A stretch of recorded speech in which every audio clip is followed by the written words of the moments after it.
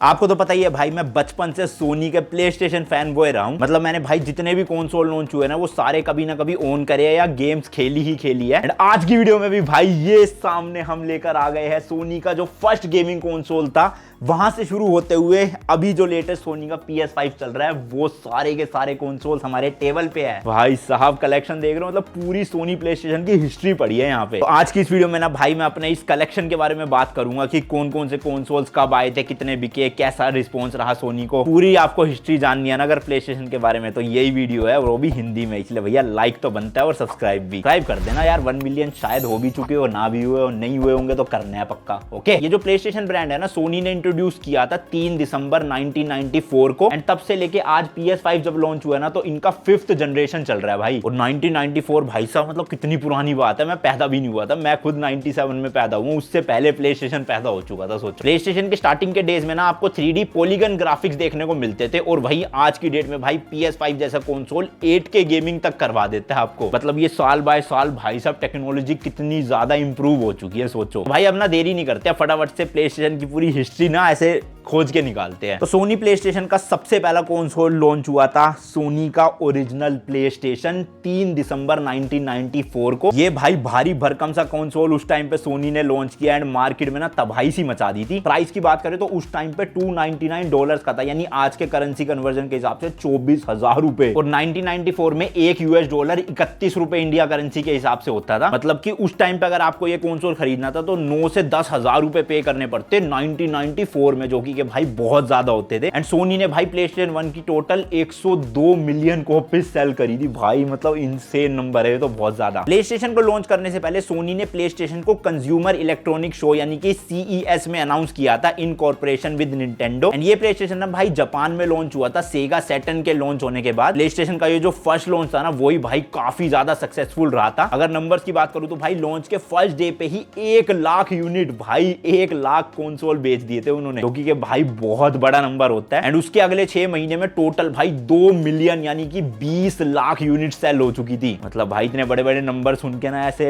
कपकपी सी छूट गई बॉडी में। सोनी की इतनी बड़ी सक्सेस का रास्ता उन्होंने ना थर्ड पार्टी डेवलपर्स को अप्रोच किया था, जिसकी वजह से ना at the end of 1996 Sony के प्लेटफॉर्म पे ऑलमोस्ट 400 गेम्स थी भाई। अब आपको ये 400 का नंबर छोटा लग रहा होगा आज के हिसाब से, बट ऐसा नहीं है भाई। प्ले स्टेशन से पहले ना 2 गेमिंग कंसोल हुआ करते थे, सेगा का सैटर्न एंड निंटेंडो। और उनके टाइटल्स की बात करें तो सेगा के पास सिर्फ 200 गेम्स थी एंड निंटेंडो के पास तो 60 ही गेम थी। तो सोचो उनके नंबर्स के कंपैरिजन में प्ले स्टेशन के पास 400 गेम में आ गई थी। और अगर ओरिजिनल प्ले स्टेशन की स्पेक्स की बात करें ना तो भाई उस टाइम पे आपको इसमें देखने को मिलता था R3008 32 बिट का प्रोसेसर एंड जीपीयू था R800, ये भी 32 बिट का था। ये तो छोड़ो, रैम आज के जैसे कंसोल में 8GB 16GB मिलती है ना, उस टाइम पता है कितनी थी इसमें? मतलब उस टाइम क्या आज भी है इतनी, केवल और केवल भाई 2 MB हो भाई साहब। मतलब भाई 2 GB भी नहीं, 2 MB की रैम थी इसके अंदर। इंटरनल स्टोरेज आपको कोई भी देखने को नहीं मिलती थी, अलग से मेमोरी कार्ड लगाना पड़ता था। ये देखो आगे कंट्रोलर का जो ऑप्शन है ना, इसी के ऊपर मेमोरी कार्ड का ऐसे फ्लैप खुलता था और इंसर्ट हो जाता था। कुछ इस तरह का मेमोरी कार्ड होता था, 8 MB 4 MB 16 MB का। सीधा इसमें आप ऐसे इंसर्ट करके इसको यूज कर सकते थे। एंड गेम्स की जो प्रोग्रेस सेव होती थी ना भाई वो इन्हीं मेमोरी कार्ड्स में होती थी। अगर आपके पास ये मेमोरी कार्ड नहीं होता तो आपको एक ही बार में पूरी गेम कंप्लीट करनी पड़ती थी। मुझे याद है PS2 के टाइम की बात है, कॉल ऑफ ड्यूटी मैं और मेरा भाई अभिनव लेकर आए थे और हमारे पास मेमोरी कार्ड नहीं था, तो भाई हमने लगातार 36 घंटे वो गेम कंप्लीट कर दी थी एक ही गो में, क्योंकि अगर गेम बंद हो जाती तो बीच में सारी प्रोग्रेस खराब हो जाती, कार्ड था नहीं हमारे पास। तो इसलिए सोचो ऐसे ऐसे दिन देखने पड़ते थे उस टाइम। अब तो क्या सारे कंसोल्स में स्टोरेज मिलती है, सेव भी हो जाती है। लुक्स की बात करें तो भाई काफी मोटा सा कंसोल था एंड भारी भरकम इतना नहीं है, बट है भाई भारी। यहाँ पे सोनी की बैजिंग दे रखी है, प्ले स्टेशन का लोगो है, कुछ भी नहीं लिखा इसमें 1 2 3, सिर्फ प्ले स्टेशन लिखा हुआ है। यहाँ पे एक रीसेट का बटन होता था, ये वाला बटन पावर ऑन ऑफ का था। इस बटन से ये ढक्कन खुल जाता था, इसके अंदर आप डिस्क लगा सकते थे। बाकी आगे की साइड कंट्रोलर और मेमोरी कार्ड का दिखाई दिया। पीछे भाई आपको AV का आउटपुट मिल जाएगा और एक पावर केबल लगाने के लिए पोर्ट। बाकी नीचे से कुछ इस तरह का डिजाइन मिलता है। ये जो कंसोल का ओवरऑल डिजाइन है ना भाई एक तरह से खुद ही इतना आइकॉनिक है, हालांकि है भारी भरकम सा, बट ठीक है। फिर भाई ओरिजिनल प्ले स्टेशन के लॉन्च होने के 6 साल बाद सोनी ने उसका एक रीडिजाइंड वर्जन निकाला PS1 के नाम से, जो कि है भाई ये वाला कंसोल। मतलब देख रहे हो कितना ज्यादा हल्का और छोटा कर दिया है। कंपैरिजन के लिए आप देख ही सकते हो भाई साहब, ये बिल्कुल छोटू सा लग रहा है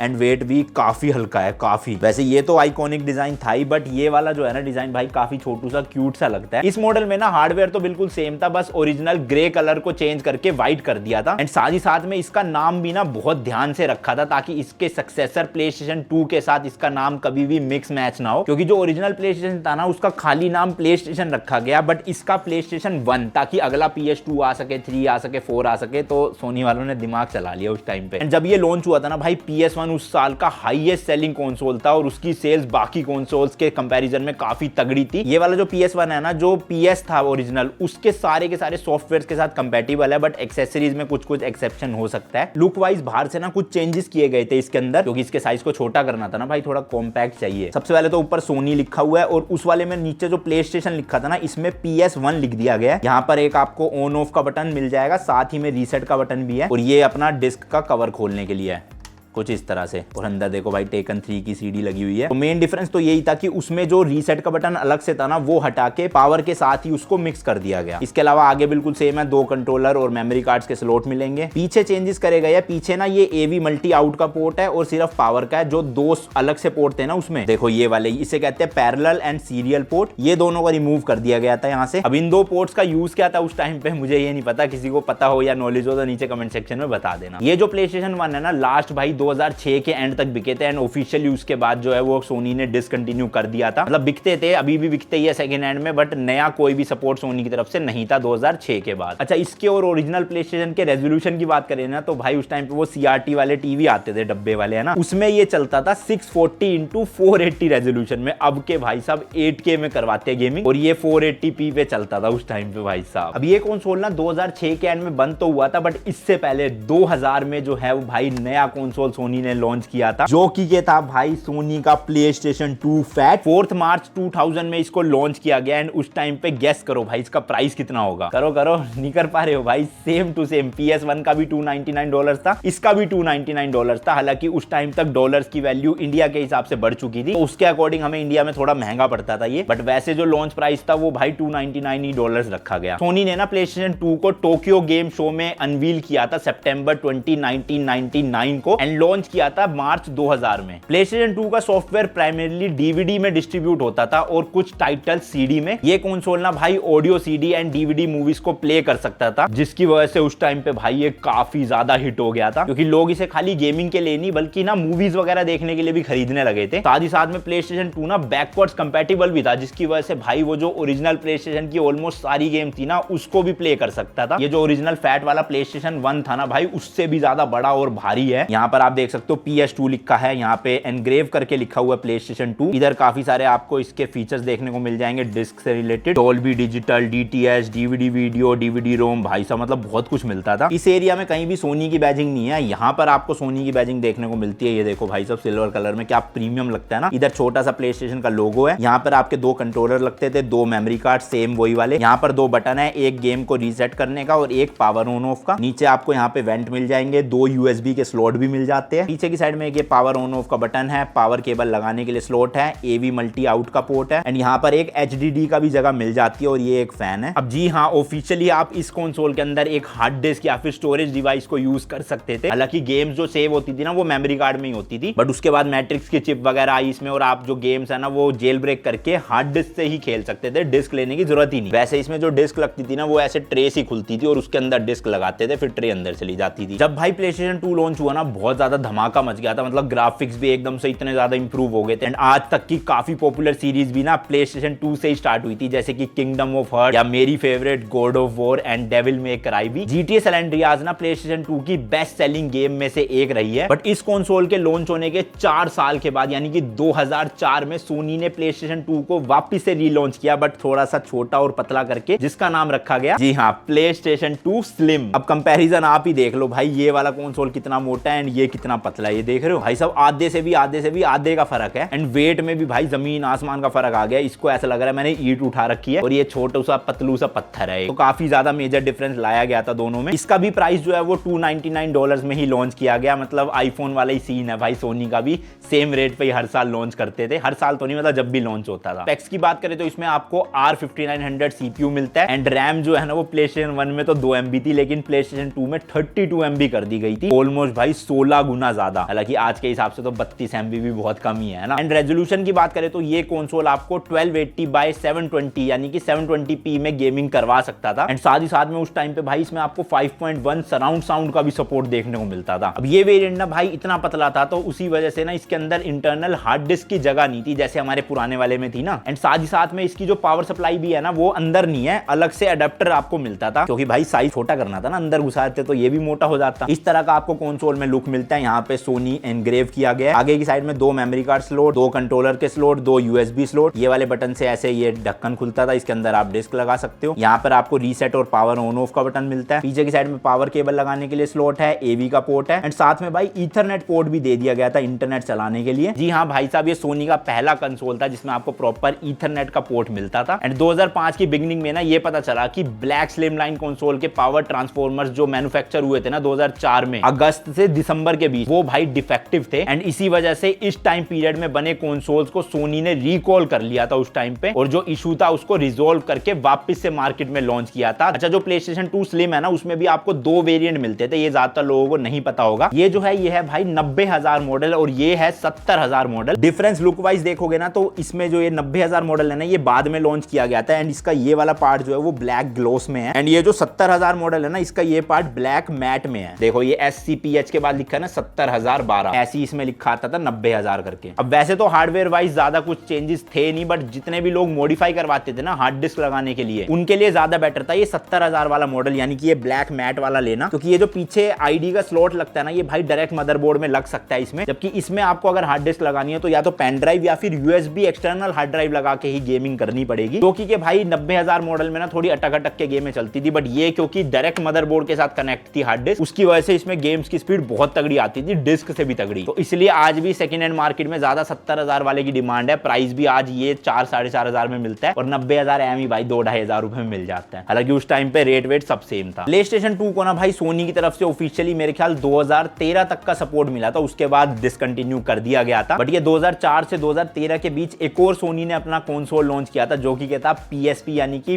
पोर्टेबल वाला कंसोल। पूरा नाम बताऊं तो इसको कहा जाता था द PlayStation पोर्टेबल। एंड ये लॉन्च किया गया था भाई 12 दिसंबर 2004 को। इसका रिलीज प्राइस लेकिन थोड़ा सा कम रखा था सोनी ने, जो कि था $249। एंड PSP भी जो था ना भाई काफी ज्यादा हिट कंसोल रहा है। टोटल सोनी वालों ने 82 मिलियन सेट्स बेचे हैं भाई PSP के, बहुत बड़ा नंबर है। अगर वैसे नंबर्स बताऊं तो भाई 8.2 करोड़, ओ भाई साहब इतने लोगों ने PSP खरीदा है, सोचो। एंड ये जो PSP था ना सोनी का फर्स्ट प्रोडक्ट था हैंड हेल्ड गेमिंग कंसोल की मार्केट में घुसने के लिए। सोनी PSP के लॉन्च होने से पहले ना भाई मार्केट में निंटेंडो डोमिनेट कर रहा था अपने गेम बॉय एडवांस और निंटेंडो DS के साथ। बट जैसे ही दिसंबर 12, 2004 में सोनी ने PSP को लॉन्च किया ना तब से ही PSP ने अपने कॉम्पिटिटर्स को भाई पीछे कर दिया। और भाई फिर से इसकी सक्सेस का राज था थर्ड पार्टी डेवलपर। इन्होंने भाई PSP के लिए गेम्स को डेवलप किया, जिसकी वजह से PSP में ना गेम्स की लाइब्रेरी काफी बढ़ गई थी। कुछ फेमस गेम्स बताऊं तो GTA San Andreas, GTA Vice City, God of War भी आती थी 2-3 पार्ट। इसमें भाई बहुत मजा आता था, तगड़ा कंसोल था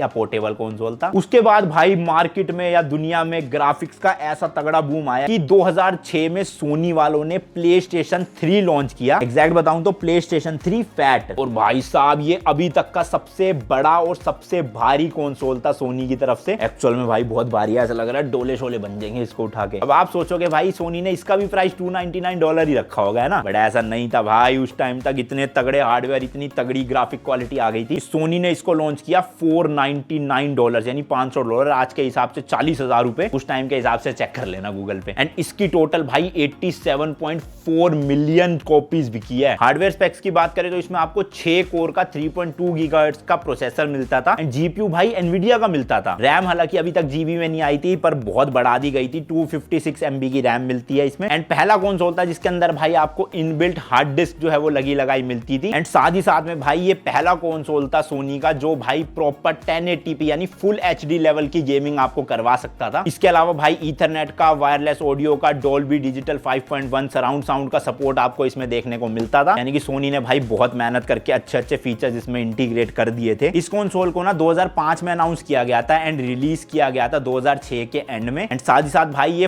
फर्स्ट कंसोल था जो ब्लूरे डिस्क को यूज करता था अपनी प्राइमरी स्टोरेज के लिए। इसके अलावा PlayStation 3 ना सोनी का फर्स्ट कंसोल था जिसके अंदर सोशल गेमिंग सर्विसेज थी including the PlayStation network. And साथ ही साथ में भाई ये एक पहला कंसोल था जिसको आप एक हैंड हेल्ड कंसोल कंसोल से कंट्रोल कर सकते थे इसके रिमोट कनेक्टिविटी के फीचर को यूज करके। मतलब भाई सही में बहुत ज्यादा मेहनत करी होगी सोनी वालों ने PlayStation 3 के लिए। यहाँ पे आपको बड़ा बड़ा PlayStation 3 लिखा हुआ मिल जाएगा, सोनी की बैजिंग दे रखी है। बटन जो है ना वो चेंज कर दिए गए थे, काइंड ऑफ टच टाइप के ही बटन है ये पूरे। यहाँ पे अगर आप टच करोगे तो डिस्क इजेक्ट हो जाएगी और यहाँ पे टच करोगे तो रीसेट और पावर ऑन ऑफ का। इधर छोटू सा PlayStation का लोगो भी दे रखा है। नीचे की तरफ 2 USB स्लॉट्स दे रखे हैं, यहाँ पे वेंटिलेशन के लिए है। इधर की साइड में आपकी जो है हार्ड डिस्क लगा करती थी। पीछे आपको इसमें AV आउट का पोर्ट मिलता है, पहली बार HDMI का पोर्ट मिला था, ईथरनेट पोर्ट मिल गया, पावर ऑन ऑफ का बटन और यहाँ पे पावर केबल लगाने के लिए। एंड ये इतना मोटा था क्योंकि इसी के अंदर भाई पूरी पावर सप्लाई है। भाई साहब 20 सेकंड हाथ में पकड़ के तो हाथ धोने लग गया, एक्चुअल में बहुत भारी है ये। अब जैसे कि मैंने आपको बताया था ये कंसोल प्रॉपर 1080p यानी कि फुल HD वाली गेमिंग आपको करवा सकता है। उसका रीजन था भाई ये HDMI स्लॉट। तो इस HDMI पोर्ट के बाद से ही भाई PlayStation 3 को LED एंड LCD टीवीज में चलाया गया था और मस्त क्वालिटी आती थी। PlayStation 3 फैट के बाद भाई सोनी वालों ने लॉन्च किया PlayStation 3 स्लिम। जी हाँ भाई, जैसे कि मैंने बताया था PS3 फैट इतना भारी और बड़ा था, उसी को ध्यान में रखते हुए इन्होंने थोड़ा सा इसको छोटा किया एंड हल्का भी किया। साथ ही साथ इसका प्राइस भी गिरा दिया भाई, $499 से $299 वापस आ गया। हालांकि हार्डवेयर वही था भाई, पूरे के पूरे ग्राफिक्स क्वालिटी वही थी, बट $200 से प्राइस कम हो गया। सोचो यहाँ पर आप देख सकते हो बड़ा बड़ा PlayStation 3 नहीं लिखा हुआ, सिर्फ PS3 को एनग्रेव किया गया है। एंड आगे की साइड भी PS का लोगो को थोड़ा सा रीडिजाइन कर दिया व्हाइट कलर में। बटन बाकी थोड़े से फिजिकल दे दिया प्रेस करने के लिए, पावर और रीसेट के लिए और ये डिस्क इजेक्ट के लिए। बाकी आगे इसमें भी सेम 2 USB स्लॉट्स मिलते हैं एंड यहाँ पर जो है सोनी की बैजिंग मिल जाएगी। इसके अलावा बैक साइड के सारे पोर्ट भाई सेम है, HDMI एंड AV आउटपुट दोनों मिलते हैं इसमें भी। इस वाले स्लिम वर्जन के अंदर ना आपको अपग्रेडेबल 120GB 160GB 250GB और 320GB की हार्ड ड्राइव मिलती है। इसके अलावा ये कंसोल 32% स्मॉलर 36% लाइटर था और साथ ही साथ ये 34% लेस पावर कंज्यूम करता था। यानी कि भाई साहब हमारा जो फैट वाला था वो बहुत बिजली खाता था, इससे बिल कम आएगा। एंड एक और चीज नोटिस करिए आपने, इसके पीछे जो वो पावर बटन था ना वो भी हटा दिया गया है। फिर भाई PS3 स्लिम लॉन्च होने के बाद सोनी ने अपना सेकंड पोर्टेबल कंसोल लॉन्च किया, जो कि क्या था सोनी का PS Vita। PS Vita successor था सोनी के पॉपुलर PS यानी कि PlayStation पोर्टेबल का। और सोनी ने ना PS Vita को लॉन्च किया था काफी इंप्रूवमेंट्स के साथ over it's predecessor. And PSP और PS Vita में ना एक मेजर डिफरेंस था, इसमें आपको कंट्रोलर की तरह ही ना भाई 2 जॉयस्टिक देखने को मिलते हैं लेफ्ट एंड राइट में, जबकि जो PSP था उसमें आपको एक ही जॉयस्टिक देखने को मिलता था एनालॉग। PS Vita ना भाई काफी ज्यादा सुंदर लगता था अपने आई कैचिंग डिजाइन की वजह से और साथ ही साथ में ना भाई यूज करने में भी काफी ज्यादा कंफर्टेबल है। बट सेल्स की बात करें तो भाई जापान के अलावा बाहर ये सेल्स में भाई बिल्कुल फ्लॉप हो गया था। और साथ ही साथ ऐसा भी कहा जाता था कि PS Vita के डाउनफॉल का रीजन था मोबाइल गेमिंग। PS Vita को 17 दिसंबर 2011 को लॉन्च किया गया था। इसका लॉन्च प्राइस भी PSP वाला ही रखा गया था, $249.99। टोटल इसकी भाई आज तक 16 मिलियन जो है वो यूनिट्स बिकी है। एंड इसके अंदर भाई आपको 512 MB की रैम मिलती है एंड 128 MB की VRAM मिलती है। PSP और इसके बीच में एक ये भी डिफरेंस था कि PSP के अंदर ना पीछे से ऐसे ढक्कन खुलता था और उसमें आप छोटी छोटी गेम्स की डिस्क लगा सकते थे। बट PS Vita में भाई ये चीज को हटा दिया गया एंड इसमें सीधा ना आपका SD कार्ड डलता था। ये देखो ऊपर स्लॉट दे रखा है ना, तो इस तरह के जो है वो गेम्स के कार्ड आया करते थे, बिल्कुल निंटेंडो की तरह। साथ ही में इसमें आपको स्क्रीन भी जो है वो थोड़ी बड़ी देखने को मिलती थी, 5 इंचेस की। बाकी ब्लूटूथ, माइक्रोफोन जैक वगैरह सब कुछ आपको इसमें देखने को मिल जाता है। पर्सनली बताऊं तो भाई मुझे PS Vita ऑब्वियस सी बात है ज्यादा बेटर लगता है PSP के मुकाबले, बट मोबाइल गेमिंग इतनी ज्यादा चल चुकी थी उस टाइम पे कि ये फ्लॉप हो गया फिर। एंड PS Vita के फ्लॉप होने के बाद 2012 में सोनी ने अपना नेक्स्ट कंसोल लॉन्च किया, जो था तो भाई PlayStation 3 बट उसको और ज्यादा छोटा एंड हल्का कर दिया गया था PlayStation 3 सुपर स्लिम के नाम से। इसका लॉन्च प्राइस भी $299 ही था PS3 स्लिम की तरह। हार्डवेयर वाइज कोई भी चेंजेस नहीं किए गए थे, ये भी 1080p वाली ही गेमिंग आपको करवाता था। एंड ये जब PlayStation 3 सुपर स्लिम लॉन्च हुआ था ना, तब ये 250GB एंड 500GB के वेरिएंट में आया करता था। साथ ही साथ ना इसमें एक बहुत ही नोटिसेबल वाला चेंज आया था कि जो डिस्क लगती थी ना वो पहले तो लगती थी ऐसे निकल के, है ना, बट इसमें आपको स्लाइडिंग वाला कवर मिलता था ऐसे। तो ये स्लाइड होके आप डिस्क लगा दो, फिर स्लाइड बंद कर दो, खोल दो, बंद कर दो। ऐसा कोई भी मैकेनिज्म अभी तक किसी भी कंसोल में नहीं आया था PlayStation के। इसका ओवरऑल डिजाइन ना मुझे पर्सनली काफी पसंद है, मतलब कि कॉम्पैक्ट सा है, लाइट वेट है।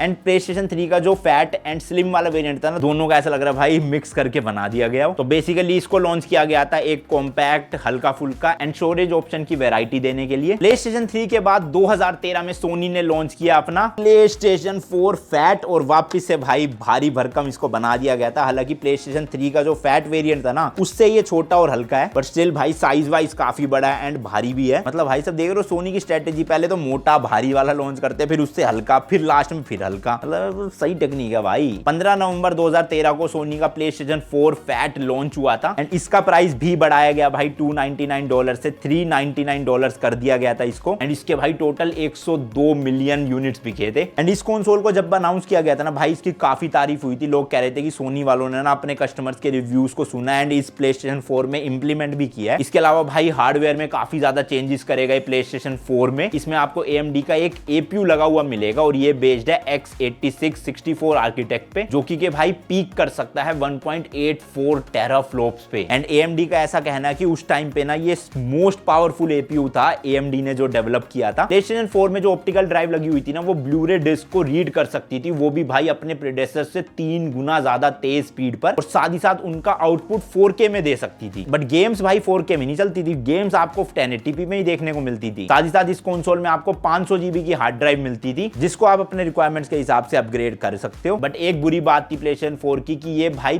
पिछले जो गेम्स थे ना PlayStation के, उनके साथ कंपैटिबल नहीं था, यानी कि नो बैकवर्ड्स कंपैटिबिलिटी। एंड ये तो खैर बताने की बात नहीं है भाई, PlayStation 4 काफी ज्यादा हिट रहा, इतनी मिलियन यूनिट्स बेची इन्होंने। बट भाई सोनी वालों को तो अपनी प्रथा निभानी थी। PlayStation 4 फैट के बाद उन्होंने लॉन्च करी PlayStation 4 स्लिम 16 सितंबर 2016 में, मेरे बर्थडे से जस्ट एक दिन पहले। एंड इसका वेट और साइज भाई बहुत कम है, बहुत ज्यादा कम। एंड मुझे ना पर्सनली जितनी भी PlayStation है ना, सब में से PS4 स्लिम का ही डिजाइन सबसे बेस्ट लगता है। मतलब क्यूट सा भी है, कंपैटिबल सा भी है, ऐसे प्यारी सी फील आती है, समझ गए ना। लॉन्च प्राइस बाकी इसका भी कम कर दिया गया, $399 से $299 पे इसको लॉन्च किया गया था। ये वाला कंसोल भी आपको 1080p लेवल की ही गेमिंग करवा पाता था। एंड साथ ही साथ में ना हार्डवेयर वाइज इसमें APU का यूज नहीं किया गया था, एक CPU एंड GPU का यूज किया गया था अलग अलग। साथ ही साथ भाई सोनी ने इसमें 5 GHz वाला wifi band and ultra HD Blu-ray drive को इंट्रोड्यूस किया था। फैट और स्लिम का कंपैरिजन दिखाऊं ना, तो ऑलमोस्ट डिजाइन सेम ही है, बस थोड़ा पतला और छोटा कर दिया गया था। यहाँ पर आपको 2 USB स्लॉट्स ऐसे मिलते हैं, यहाँ पर फैट वाले में दोनों साथ साथ मिलते हैं। इसकी डिस्क ड्राइव यहाँ पर है, इसकी इधर की साइड है। बाकी सेम एनग्रेव कर रखा है PS4 सोनी का लोगो, और यहाँ पे प्रिंटेड है। बटन इसका ऊपर की तरफ मिलता है, पीछे की साइड भी पोर्ट्स जो है वो भाई बिल्कुल सेम टू सेम है, कोई फर्क नहीं है ज्यादा। तो मेनली बस अंदर हार्डवेयर चेंजेस किए गए थे और साथ ही साथ में हल्का और छोटा करा गया था। अब नो डाउट भाई ये दोनों कंसोल्स बढ़िया थे, गेम्स भी तगड़ी तगड़ी आ रही थी, बट भाई सोनी वालों को लॉन्च करना था एक 4K गेमिंग कंसोल, जो एटलीस्ट गेम्स को ना 4K में अपस्केल करके प्ले तो कर पाए, क्योंकि ये दोनों कंसोल्स तो 1080p पे ही रन करते थे। इसलिए भाई 10 नवंबर 2016 को लॉन्च किया गया सोनी का PlayStation 4 Pro।